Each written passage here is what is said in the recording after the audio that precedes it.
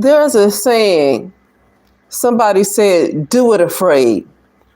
I can't remember who said that, but somebody said that. Do it afraid.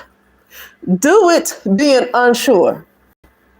You don't have to be dumb and just go into something not having a plan on how you're going to make money, not having a plan on how you're going to pay your bills, but just do it.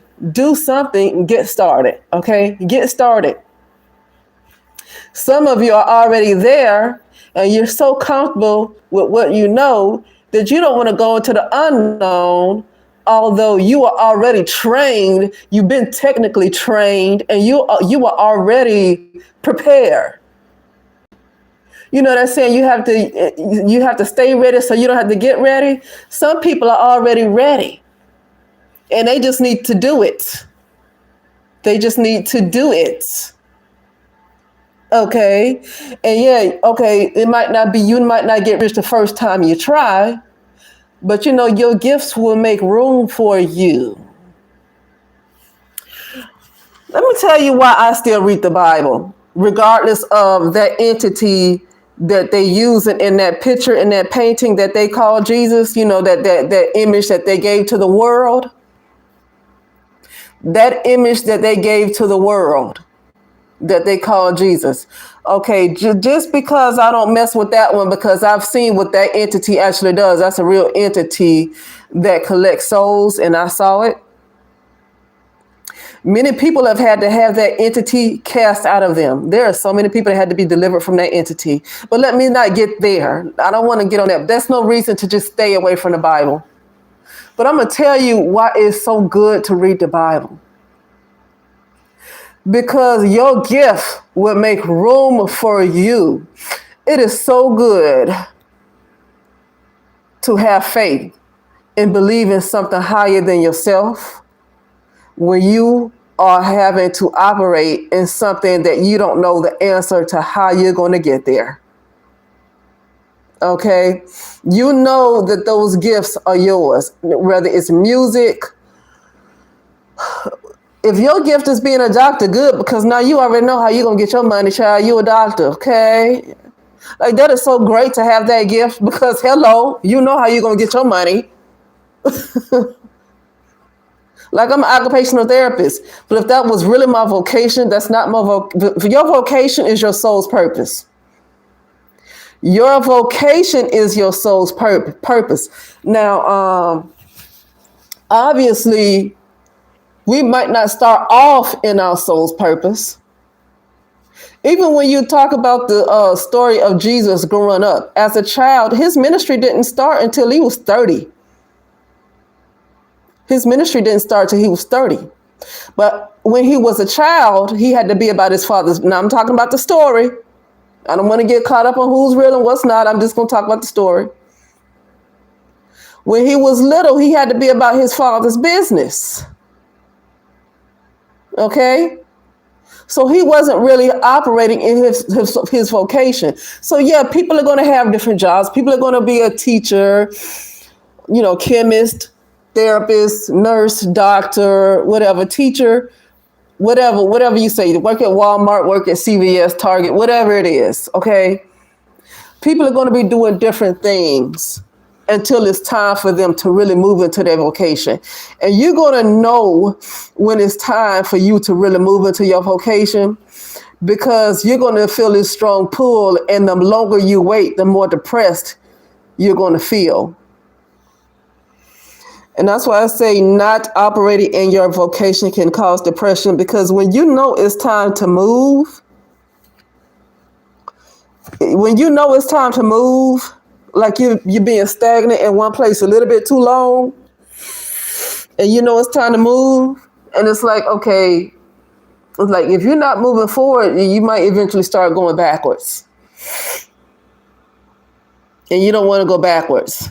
And it can cause depression. Because getting into your soul's purpose, or some people might say God's purpose for your life, I just say your soul's purpose.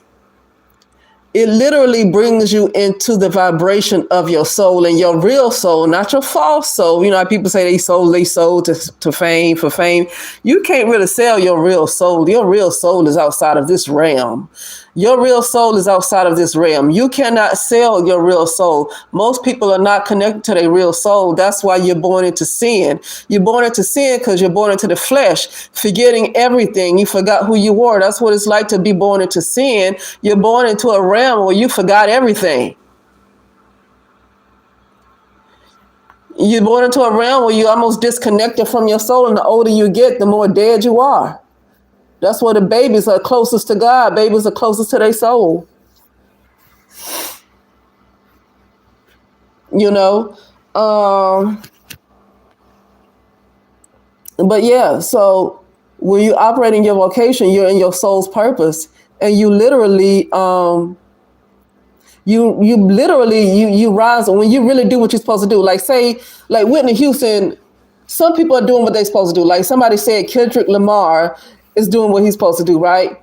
But at the same time, although he's in his soul's purpose, he is being used by something that's evil, right? So like Whitney Houston, clearly she did what she was supposed to do. I don't feel like she was supposed to do anything else but sing. I think she did exactly what she was supposed to do. You can't have a voice like that and something else was your soul's purpose, but then you can be great at something and something else can be your soul's purpose, because somebody could be a great surgeon, save many lives, and their soul's purpose could be an actor. I mean, you know, when I moved to Los Angeles, it was a lot of people who were doctors that wanted to be actors. Okay, so you can be great at something and something else be your soul's purpose. That's possible. But see, you're good at it because you're professional, right? Sometimes you're good at something because you just that's how you present yourself. But you know you can feel it inside of you that's not what it's meant for you to. That's not why you put here. You just feel it inside of you. But just like, for example, Whitney Houston, because her voice is so great, but it's like Minnie Riperton. I have so many other, Shantae Moore, okay? Many people with great voices. But I want to use Whitney Houston because she had a high level of fame. So I want to use her as an example because Shantae Moore, I don't know if she necessarily sold out like that.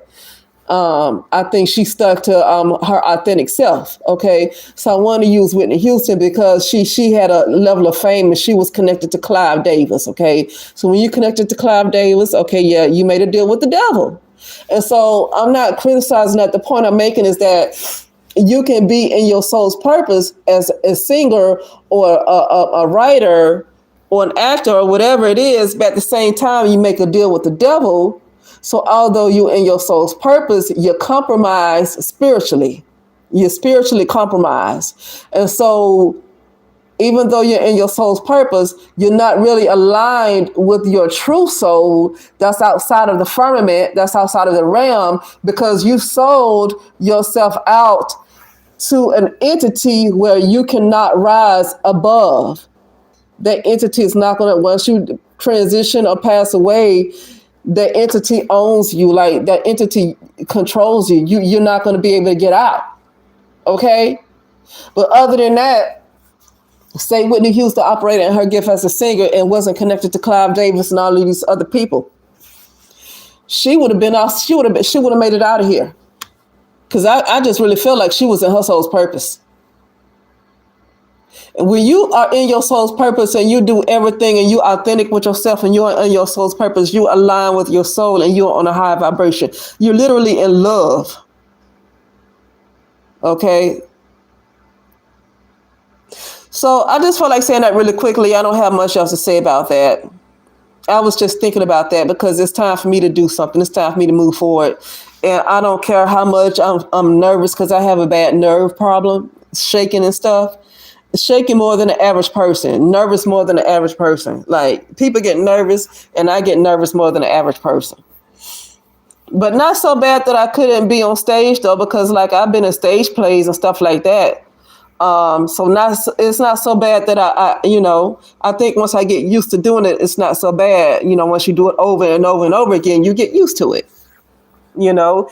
And so when something makes, here's my thing, when something makes you nervous, you know what, you might just need to go on and just be embarrassed. Go on, just be nervous. Let them look at you cross-eyed and embarrass yourself again, and just keep doing it till you get used to it. Some people that perform, though, they say they always get nervous. It's never days that they not nervous. But I guess it's a good kind of nervous because they're so used to performing in front of a crowd that although they get nervous, it's not like it's their first time ever on stage. So it's a different kind of nervous, though. It's not you're nervous as if you're an amateur type of nervous. You're just nervous.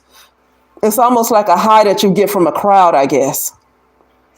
But anyway, that's it. That's just what I want to say, and I will talk later.